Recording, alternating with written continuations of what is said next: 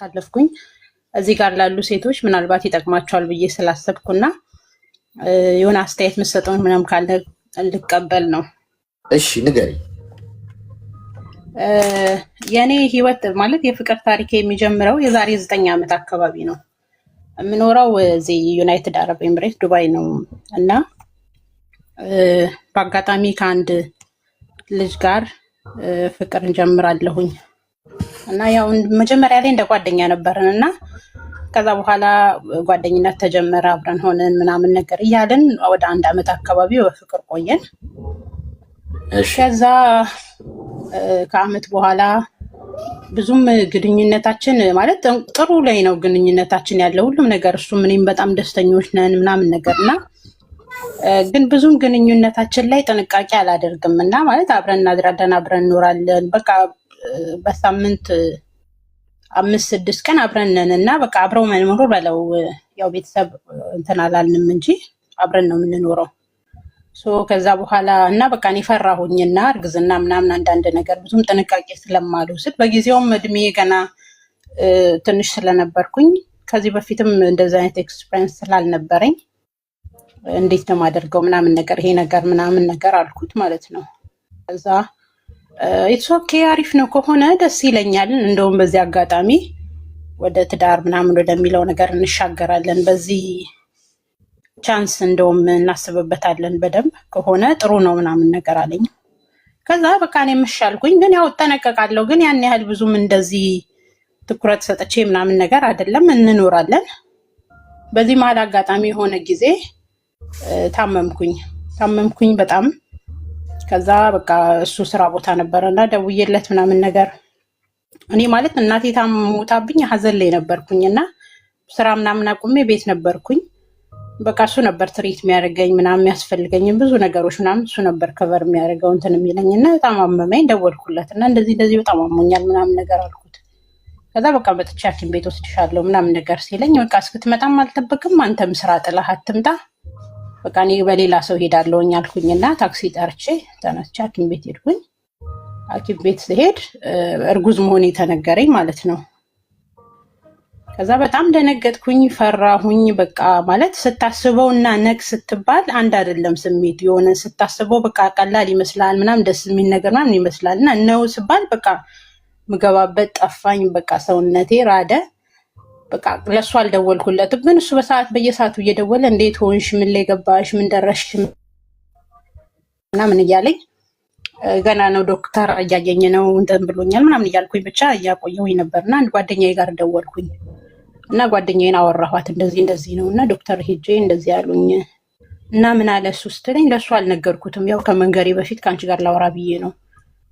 በቃ እኔ ፈራሁኝ በጣም በቃ ዝግጁ አልነበርኩኝም እና እኔ በቃ የእሱን ማመን አለማመን መፈለግ አለመፈለግ ሳይሆን እኔ ራሴ ዝግጁ ነኝ ወይ በዚህ እድሜ እናት ለመሆን ኃላፊነቱን እወጣዋለሁ። ይሄ ፍቅር አይደለም። ጓደኝነት ቢሆን የሆነ ጊዜ አብረህ ሆነህ የምትለያየው ነገር ነው።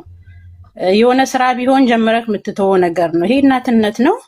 ከገባህ ገባህ ነው። ከዛ በኋላ መመለስ የለውም። በቃ ደከመኝ አቆምኩኝ ምናምን ደበረኝ የሚባል ነገር የለውም ወደኋላ እና እኔ ዝግጁ መሆኔን እርግጠኛ አይደለሁኝም በቃ ብዬ ፈራሁኝ ማለት ነው። እና ምን አሰብሽ ታስወጪ ነው ምናምን ስትለኝ ለሱም ደግሞ ድፍረት የለኝም እንዴት አድርጌ ምናምን ነገር በጣም ከበደኝ። ከዛ ብቻ ንገሪውና ከሱ ጋር ተስማሙ፣ ይሄ ብቻሽ የምትወስኙ ነገር አይደለም፣ ወስነሽን ብታደርጊው ያዝንብሻል፣ እሱ ላይ ደግሞ ከዛ ፈልጋለሁኝ ብሎሻል፣ ለምን እንደዛ አልሽ ምናምን ነገር አለች። ከዛ በቃ ማታ ሲመጣ አወራን፣ ነገርኩት እንደዚህ ነው አለ። ደስ አለው ምናምን ነገር። ከዛ እኔ ግን እርግጠኛ አይደለሁኝም እና እንደዚህ ይሄ ነገር ቢቋረጥ በዬ ስለው በቃ በጣም ተናደደ። ለምን ምናምን ነገር አለ። ኃላፊነቱ ምችለው አልመሰለኝም ስለው ብቻሽን እኮ አይደለሽም እኔ ያለሁኝ አስበሽዋል፣ በቃ እርጉዝ ሆነሽ እንደዚህ ስንሄድ እንደዚህ ስናደርግ እንደዚህ ሲሆን ምናምን ነገር አለኝና በቃ ብዙ ደስ የሚል ነገሮች ነገሩኝ።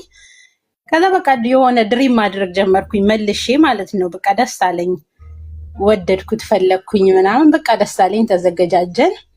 በቃ እንደነገርኩህ እኔም ስራ አቁሜ ነበር በሰዓቱ። ከዛ ወዲያው ቢያንስ ትንሽ ጊዜ እንኳን ህመም ምናምን ስላልነበረኝ ስራ ወደ ኢትዮጵያ ለመምጣት እንትን የለኝም። እኔ እዚህ ሀገር ወረቀቴ ተበላሽቶ ነበር እና ስገባ ፕሮሰሶች ያስፈልጉኛል ምናምን። በሰዓቱ ደግሞ የዛሬ ማለት እኔ እና እሱ የተዋወቅነው የዛሬ 7-9 ዓመት ነው። ግን ከ8 ዓመት አካባቢ ማለት ነው ከዓመት በኋላ ያኔ እዚህ ሀገር አይፈቀድም ሴትና ወንድ ያለ ትዳር ማለት ያለ ወረቀት ሳትፈራረም ምናምን አብረ መኖር እንደዚህ እርግዝና ምናምን አይቻልም።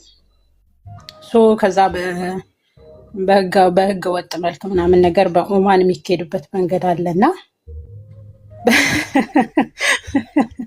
ኮስተር ስትልክ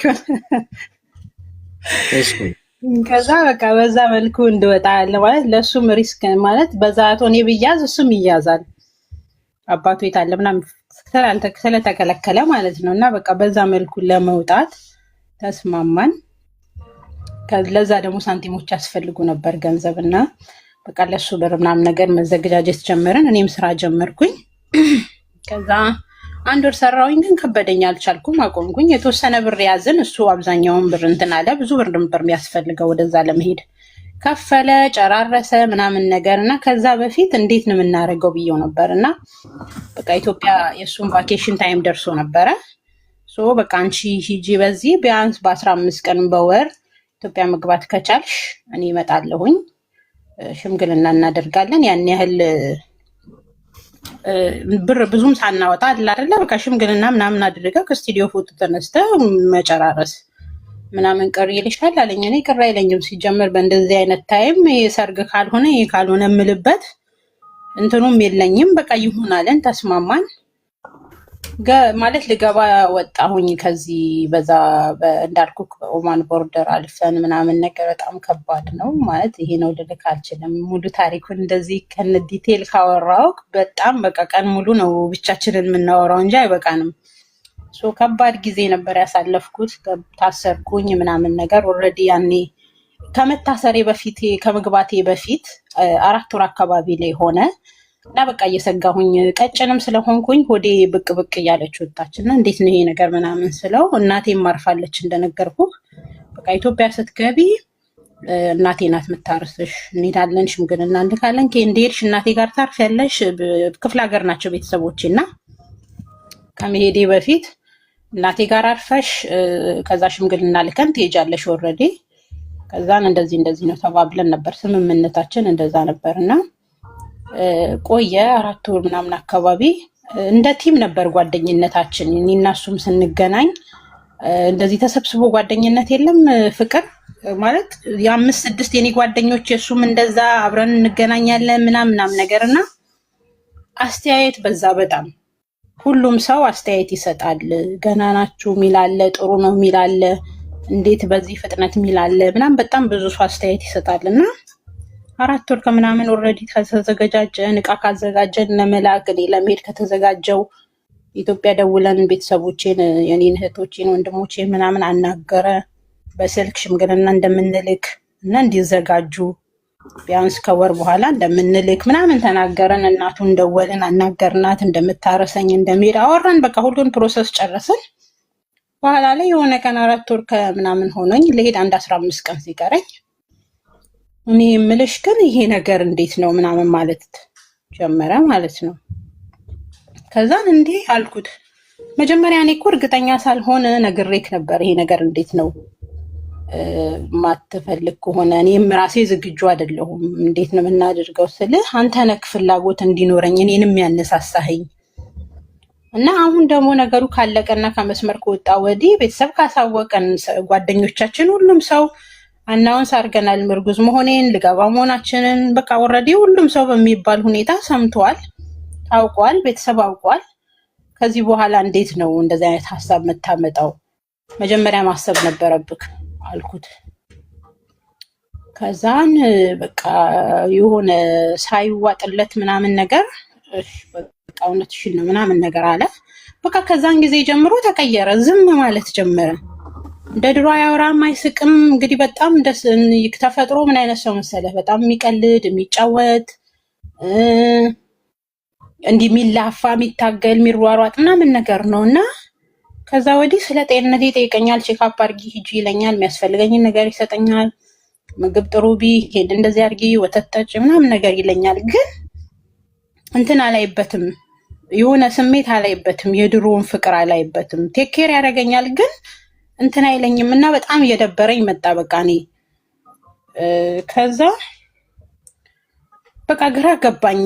ወደኋላ ለመለስ ነገር ኦልሬዲ ብዙ ነገር ተራምደናል እዛው እንትን እንዳለን ነገር እና በቃ ደበረኝ። በምን አይነት መልኩ ትሪት እንደማደርገው ሁሉ ግራ ገባኝ እና ለራሴም ደግሞ የእርግዝና እንትን ላይ ነኝ ያለሁት። ድብርት አለብኝ፣ ጭንቀት አለብኝ ምናምን በቃ ልታገስ ልቶ ምናምን በሚል ያው እንደ ድሮ እንዳልሆነ እንደተቀየረ እየገባኝ ዝም ብዬ ቀጠልኩኝ። ኦልሬዲ ማይደረስ ቀን የለም ደረሰ። እልህ ይዞኛል፣ በጣም ተናድጃለሁኝ በዛ ሁኔታ እንደዛ አይነት እንትን ስላለኝ ማለት ነው። ከዛ ግን ምንም አማራጭ ግን የለኝም። ኦልሬዲ እንዳልኩ ወደ 5ኛ ወር እየገባው ነው። አናውንስ አድርገናል፣ ቤተሰብ አሳውቀናል። ወደኋላ የሚባል ነገር ምንም ማድረግ አልችልም። ዝም ብዬ እሱን ነገር ማየት ብቻ ነው። ከዛ ሄድኩኝ፣ ኦማን ገባው፣ ታሰርኩኝ። ታስሬ በነበርኩበት ታይም ከባድ ነበር። በሳምንት 1 ቀን ነው ስልክ የሚፈቀድልክ። ነፍሰ ጡር ነኝ፣ የምትተኛው መሬት ላይ ነው። እኔ ደግሞ ብዙም ኢንፎርሜሽኑ አልነበረኝም ስለ እስር ቤቱ እና ስሄድ እንትን ነበረ እንደዚህ ልብስ ምናምን የሚያስፈልግ አልመሰለኝም እና የተወሰኑ ልብስ ቅያሬዎች ብቻ ይዤ እቃዬን ካርጎ አድርጌ ስለሆነ ሄድኩት። እዛ ስደርስ በጣም ይበርዳል፣ በጣም ነው የሚርበው። ማታ 12 ሰዓት አካባቢ ነው ምግብ እራት የሚገባልክ። ቁርስ ደግሞ ጠዋት የሚመጣል ጠዋት 3 ሰዓት 4 ሰዓት አካባቢ ነው እና ለረጅም ሰዓት ከ12 ሰዓት በላይ ምናምን ምግብ አትበላም። እኔ ደግሞ በጣም ነበር እርግዝናው የሚያስበላኝ፣ በጣም ይርበኝ ነበረ እና ልጆች ምናምን ምግብ ይደብቁልኝ ነበር። እንደ ጣቢያ ነው። እንዴት መሰለክ እስር ቤቱ እንደ ማረሚያ ቤት ሳይሆን እንደ ጣቢያ የለም። ጣቢያ ስትገባ ያው ልብስ ምናምን ከራስክ ነው ይዘህ የምትገባው፣ እንደዛ አይነት ነገር ነው እንጂ እንደ ማረሚያ ቤት እንደ ፍርደኛ አይደለም። ሶ በቃ ብርድ ልብስ ምናምን ፎጣ ነገር እኔ ኢንፎርሜሽኑ ስላልነበረኝ ይዤ አልገባሁም። በቃ ከባድ ነበር። እንደዛም ሆኖ እንዳሰብኩት 2 ወር ከ15 ቀን ከ20 ቀን አካባቢ ታሰርኩኝ። ከዛ ከፕላን ውጭ የሆነ በ1 ወር ውስጥ አልነበረም ገብቼ እሱ ሊመጣ ምናምን ነገር የተደዋወል ነው ያሰብነው። ከዛ 2 ወር ከ20 ቀን አካባቢ ታሰርኩኝ። ከዛ በቃ በ2 ወር ከ20 ቀን ውስጥ ግን በየሳምንቱ ስልክ ሐሙስ ይፈቀደልን እና እንደውል ነበረ።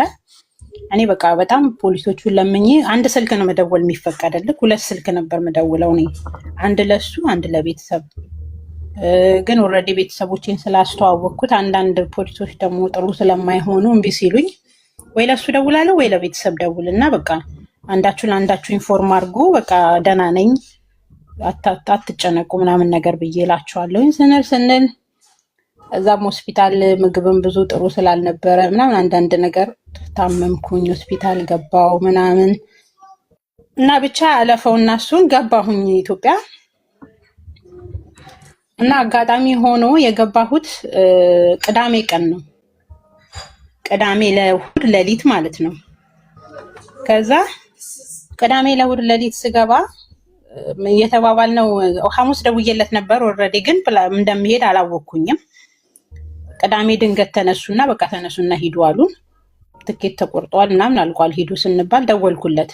ስደውል ሐሙስ ደውዬለት ደህና ነኝ ስላልኩት ቅዳሜ እንደምደውል አላወቅም እሱም።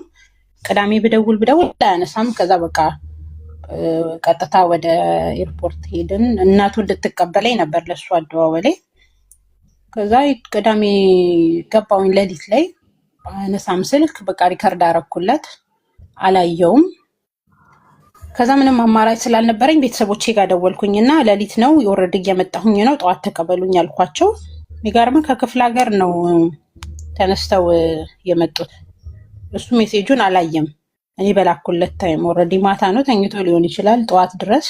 በቃ እኔ ኢትዮጵያ ገባሁ። የኔ ሜሴጅ እሱ ሳያይ ስልኬንም ሳያየው ኢትዮጵያ ገባሁ።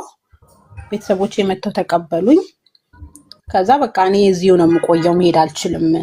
እንዲህ ከሱ ጋር ስለተስማማ እንደዚህ ስለተነጋገርን አሁን ደግሞ የሆነ እንከን አልፈለግኩኝም፣ ነገሮችን የሚያደናቅፍ ነገር እና በቃ አልሄድም አልኩኝ። ቤተሰቦቼ ግዴታ መሄድ አለብሽ፣ ከዛ በኋላ ከፈለግሽ ትመጫለሽ አለች። እንደዚህ ሆኜ ኦልሬዲ 7 ወር ከምናምን ስለሆንኩኝ እንደዚህ ሆኜ እንዴት ነው ቤት የምሄደው ቤተሰቦቼ ጋር እና እንትና ማለት አልችልም። እዚህ ቆይቼ እሱ ሲመጣ ብሬው ነው የሚሄደው አልኳት። ከዛ እህቴ እናትሽ ሞታለች፣ አባቴ ደግሞ ታሞ ነበርና አይኑን ኦፕራሲዮን ሆኖ ተሰርቷል እና ቢያይሽ እንኳን አያውቅም የሆነ በፎጣ በእንትን ምናምን ለብሳሽ እንትን ያለሽ ብላኝ ወሰደችኝ። ልክ አጋጣሚ ግን ኢትዮጵያ ስደርስ ለካስ እነሱ ጅማ ወደዛ ስሄድ ማለት ነው አባቴ አርፏል። ለካስ እነሱ ለዛ ነው ካልሄድሽ ብለውኝ በጣም የጠረጠሩኝ የጨቀጨቁኝ ማለት ነው። ከዛ ሄድኩኝ። እዛ ስደርስ አባቴ ለሞቶ ለቅሶ ላይ ነኝ። ለቅሶ ነበረ። በጣም ደነገጥኩኝ። ምናምን ነገር አላሰብኩት ነገር ሆነ።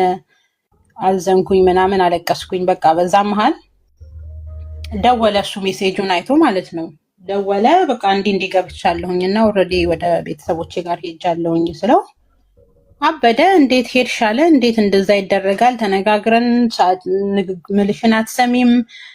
በቃ ይሄ ድሮ ማቀው ሰውዬ እሱ አልሆንም አለ። የሆነ ነገር ተነጋግረክ እንዲህ ነው ምናምን ብለህ ታስረዳው ሰው አይደለም። በቃ በጣም ነው የሚቆጣው፣ በጣም ነው የሚናደደው። በቃ እኔ ደግሞ መለማመጥ አልችልም። በቃ ደከመኝ። ከዛ ብቻ ለማንኛውም እኔ አባቴ ሞቷል፣ ሀዘን ላይ ነኝ። ያውን ነገር ላስተናግድ አልችልም። በዚሁን ሰዓት እንዴት እንደዚህ ሆንሽም ልትለኝ አትችልም አልኩት። ከዛን እሺ ብሎ ዘጋው ማለት ነው። በቃ ከዛ ለሳምንት ያህል አልደወለም። እና ገረመኝ። በቃ አባቴ ሞቷል ብዬ እንደዚህ ሆኜ ቤት ገብቼ ይሄ ሁሉ ነገር ሆኜ በቃ ሳምንት አለመደወሉ አመመኝ። ግን ደግሞ አሁንም መጣላት አልችልም። ከዛ በቃ ቆሽቴ ያሮ ምንም ነገር አላልኩም፣ ዝም አልኩኝ። ከሳምንት በኋላ ምናምን በቃ እንትን አልኩኝና እንዴት ነው ደወልኩለት። ስደውል አያነሳም።